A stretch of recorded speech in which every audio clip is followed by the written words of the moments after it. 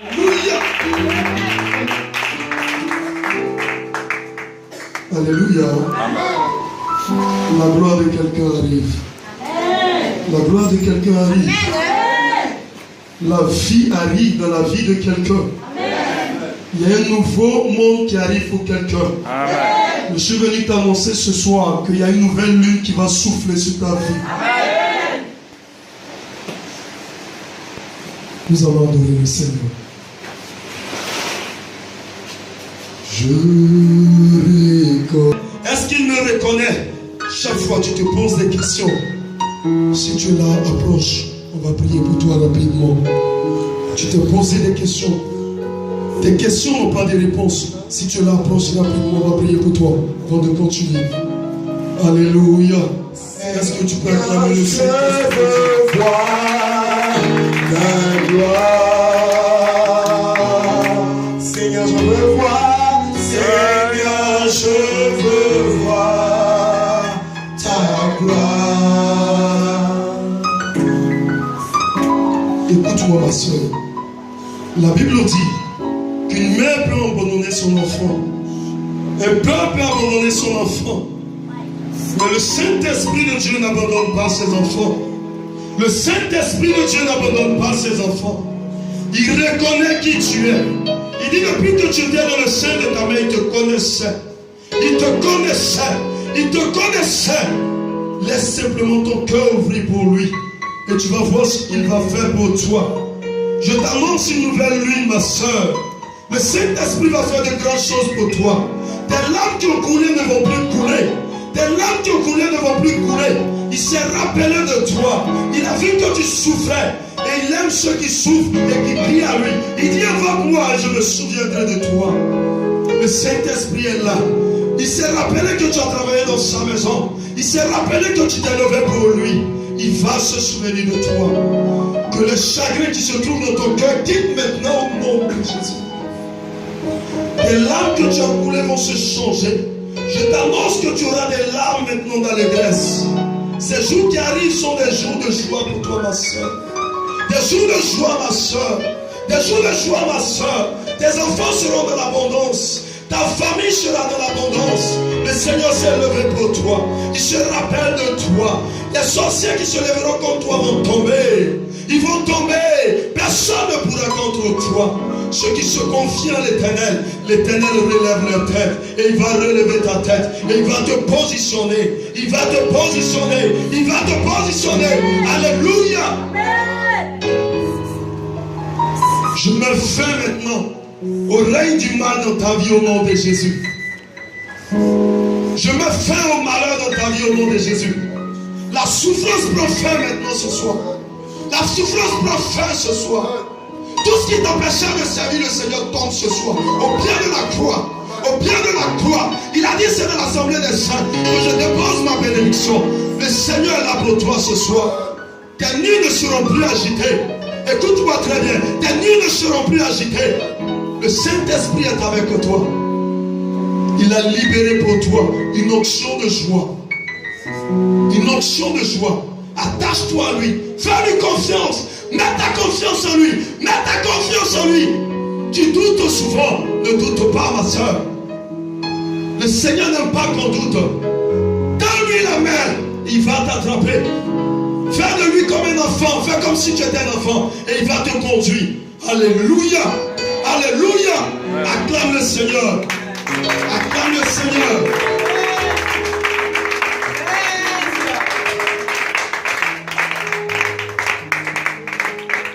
Dieu va te restaurer.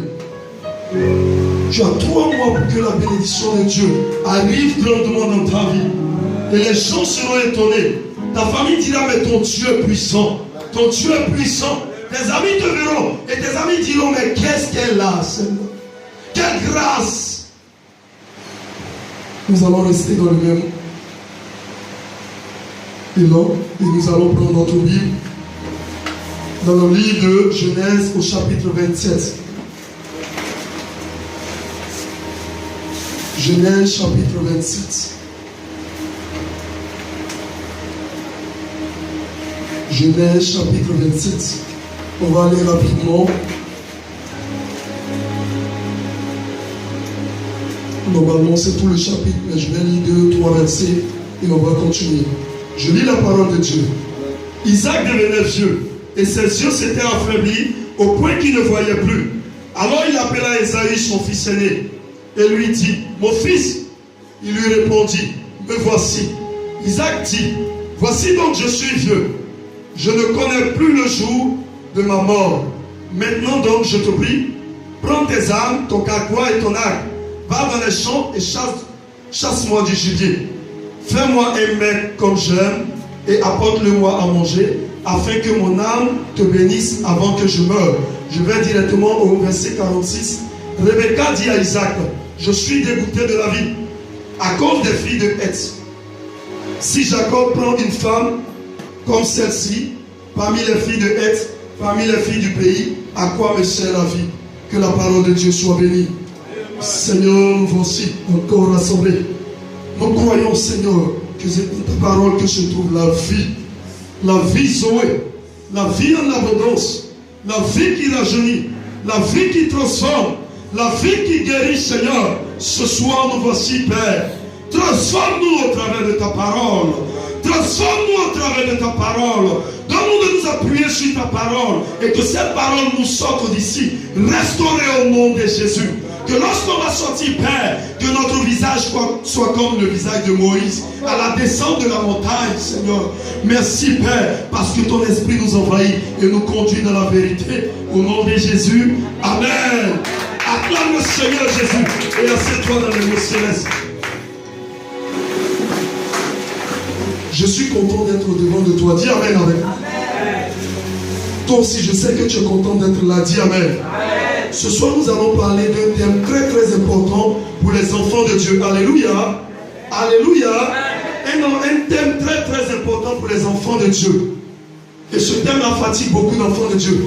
Ce caractère fatigue beaucoup les enfants de Dieu. Aujourd'hui, on ne reconnaît plus les chrétiens. Aujourd'hui, on ne peut plus voir les enfants de Dieu. Aujourd'hui, on ne peut plus voir un enfant de Dieu qui a plongé réellement dans la vie de Dieu, qui a plongé dans la vie de Christ. Et les choses tournent mal parce que les chrétiens ne peuvent pas appliquer ce thème. Alléluia. Amen. Nous allons parler du retard. Et le thème de ce soir, c'est le retard nous fait tout perdre. Dis avec moi le retard. Nous fait tout perdre. Alléluia. Amen. Tu ne prononces pas bien le retard. Nous fait tout perdre. Alléluia. Alléluia. Amen. Le retard te fait perdre beaucoup de choses, mon frère.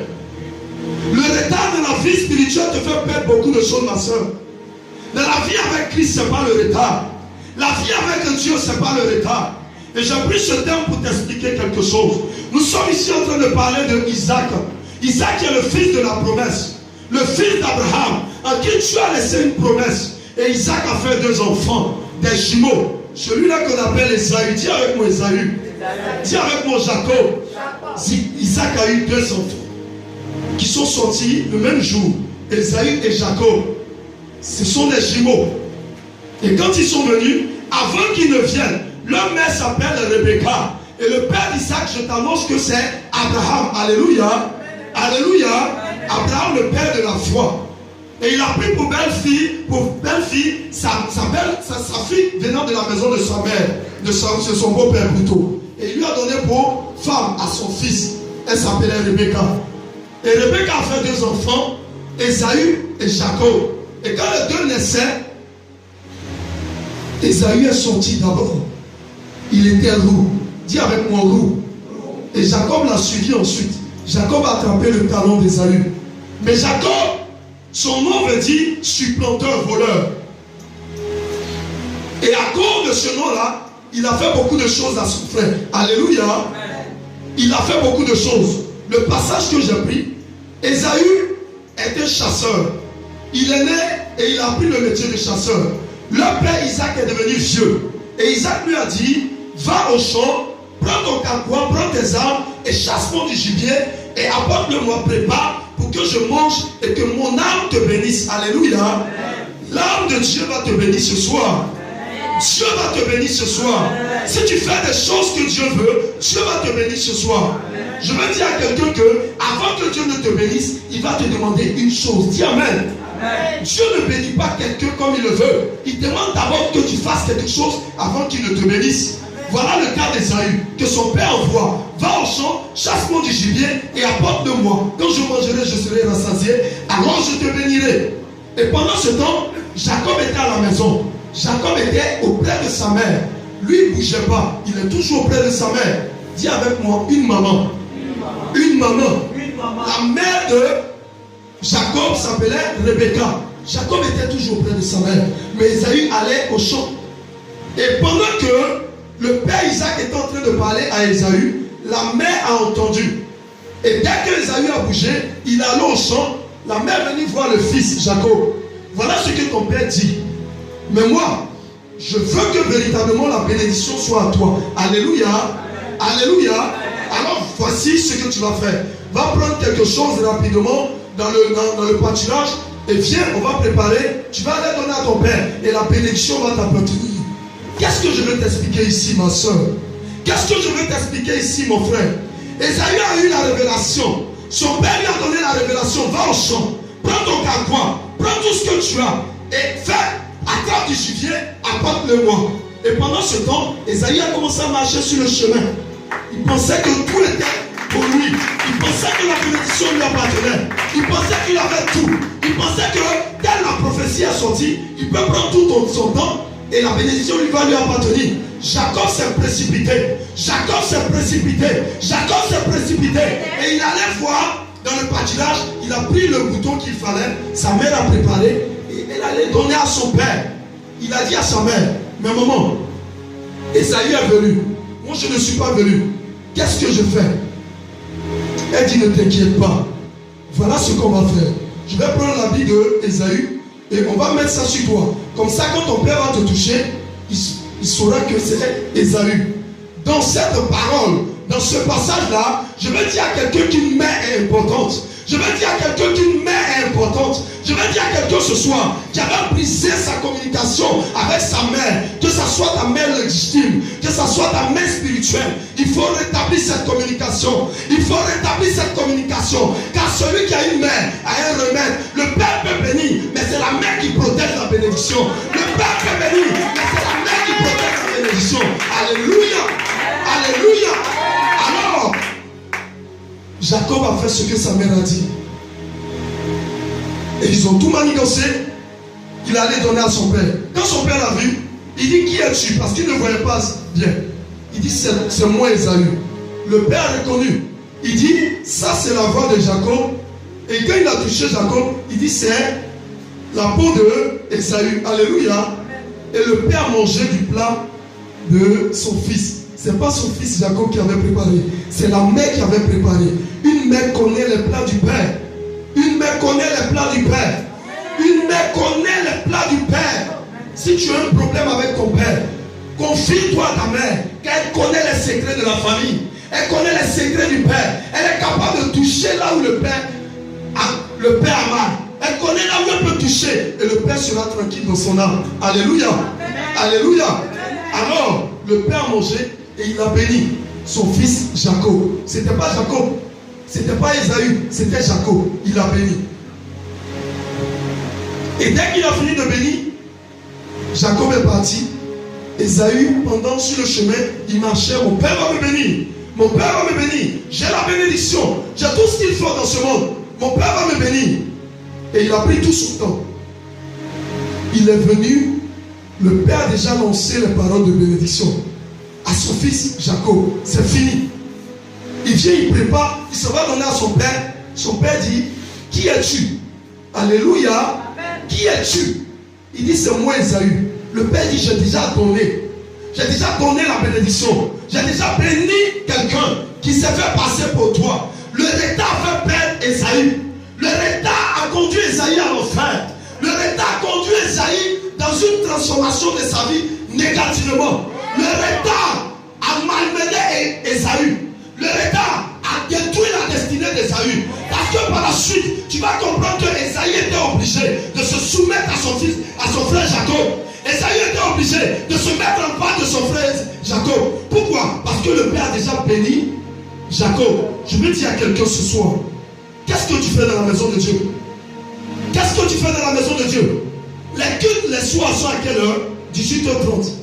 À quelle heure est-ce que tu viens? est-ce que tu viens? À quelle heure est-ce que tu viens?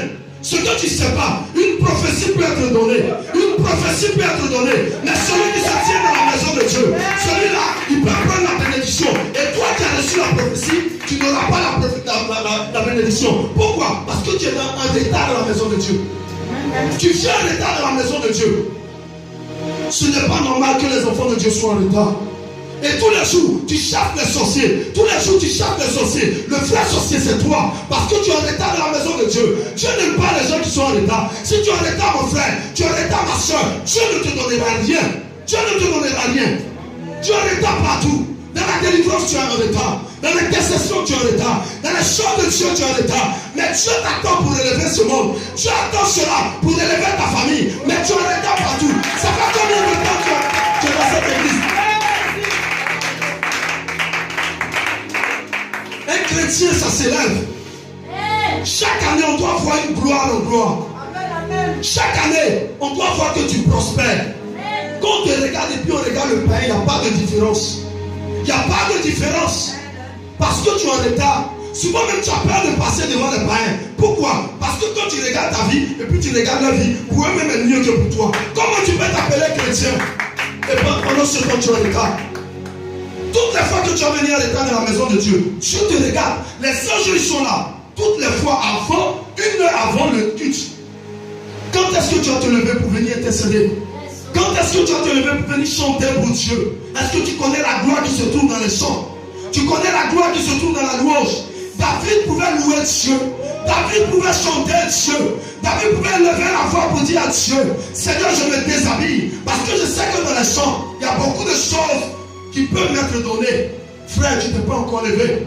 Tu es en retard partout. Dans le monde, tu es en retard.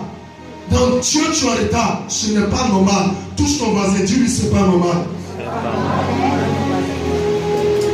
Ça fait combien d'années que tu es à l'église? Combien d'années tu es à l'église? Nous sommes faits pour faire des disciples. Nous sommes faits pour faire des disciples. Combien de personnes tu as tirées dans la maison de Dieu? Tu es en retard partout dans l'évangélisation. Tous les jours, tu es bien habillé. Tu t'assois dans la maison de Dieu. Mais ta vie en retard. Le mariage n'est pas pour toi parce que tu es en retard. Le célibat est en train de te ronger. Le célibat est en train de te ronger. Pendant que les païens se marient à longueur de journée à la mairie. Toi, tu es là, tu es chrétien, tu n'es pas marié. Ce n'est pas normal. Pendant que les païens sont en train d'avancer, en ayant beaucoup de milliards, toi, tu es là, tu n'as même pas des centaines de mille. Quelle pauvreté spirituelle. C'est le retard qui te met dans cette situation. Le retard d'Ésaü, c'est ce qui t'a contaminé. Si tu es en retard dans la maison de Dieu, ton père c'est Ésaü. Ton père c'est Ésaü. Ton père c'est Ésaü. Tu dois te lever maintenant. Parce que tu attends des gens pour leur donner des bénédictions. Mais il ne fait pas que tu sois en retard dans la maison de Dieu. Amen. Alléluia. Amen. Alléluia. Amen.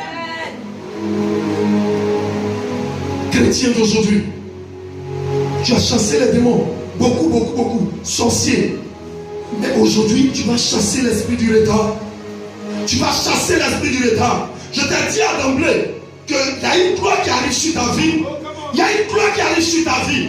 Il y a une gloire qui arrive sur ta vie. Si tu pouvais imaginer cette gloire, si tu pouvais emmagasiner cette gloire, si tu pouvais voir l'envergure de cette gloire, tous les jours tu allais te précipiter dans la maison de Dieu. Tu dis que tu es serviteur de Dieu, mais tu n'es pas prêt pour faire la délivrance. Tu n'es pas prêt pour être dans la maison de Dieu. Tu préfères les choses de ce monde et tu laisses la maison de Dieu. Qui n'a qu'à venir servir et toi tu vas rester à la maison. Qui n'a qu'à venir servir pour les autres et toi tu vas rester à la maison. Lève-toi mon frère, lève-toi ma soeur et Dieu va se lever pour toi. Dieu va bénir les gens, mais le retard peut contaminer ta vie. À l'école tu as un retard. Regarde comment les choses avancent dans ce monde. Aujourd'hui, dès que tu nais, dès que tu grandis, tu meurs. On ne dit plus assez. De 900 ans, aujourd'hui on ne peut même pas atteindre 120 ans. On ne peut même pas atteindre 100 ans. On est en état dans tout. Quel est ce Dieu-là qui est en état? Notre Dieu n'est pas un Dieu de retard. Notre Dieu n'est pas un Dieu de retard. Chrétiens, réveillez-vous. Réveillez-vous. Réveillez-vous. Réveillez-vous. Réveillez-vous. Précipite-toi dans la maison de Dieu. Viens toujours à l'aide, tu verras. ce que Dieu va faire pour toi. Il y a des gens qui t'attendent dans ta famille. Ils t'attendent. En 6 mois, on doit voir la gloire de Dieu sur ta vie. En 1 an, on doit voir la gloire de Dieu sur ta vie. Tu t'es donné à Christ ou bien tu t'es donné à un féticheur? Tu t'es donné à Christ ou bien tu t'es donné à un marabout? Notre Dieu n'est pas un marabout. Notre Dieu n'est pas un féticheur. Mais je viens te dire ce soir qu'il est au-dessus du maraboutage. Il est au-dessus du fétichisme. Celui qui met sa confiance en Christ, celui-là il est au-dessus du maraboutage. Alléluia. Après ce message, en 3 mois, quelque chose de bon doit t'arriver. Après ce message, en 6 mois, tu dois avoir des véhicules. Nous sommes de ceux qui croyons véritablement qu'un chrétien doit pas être pauvre.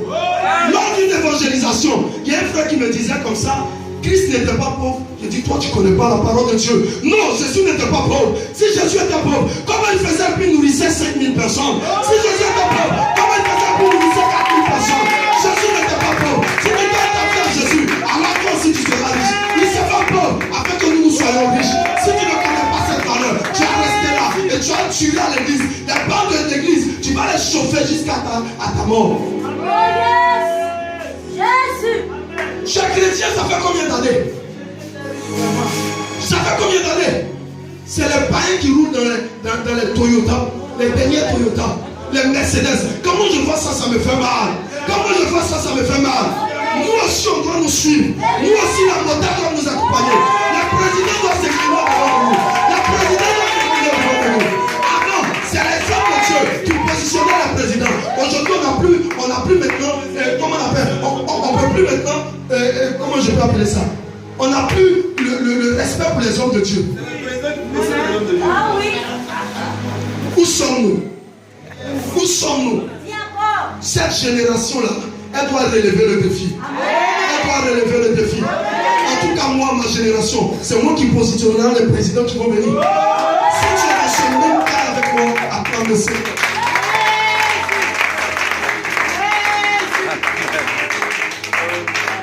Alléluia. On n'a pas assez de temps, on ne va pas rentrer dans les détails. Ce soir, tu vas chasser l'esprit du retard. Ce n'est pas sorcier, c'est toi-même. Ce n'est pas sorcier, c'est toi-même. Tu es à la maison, tu sais qu'il y a culte à 18h30. Tu sais que dimanche, il y a culte à 7h30. Tu ne sais pas c'est quelle bénédiction qui est dans la maison de Dieu. Si Dieu t'ouvrait les yeux et te montrait véritablement ce qui est déposé ici. Regarde à gauche là-bas, c'est beaucoup de mariages qui sont là-bas. Regarde de l'autre côté, c'est beaucoup d'argent qui sont là-bas. Je ne sais pas qu'est-ce que tu veux, mais viens à l'heure, viens intercéder et tu verras ce que tu vas faire pour toi.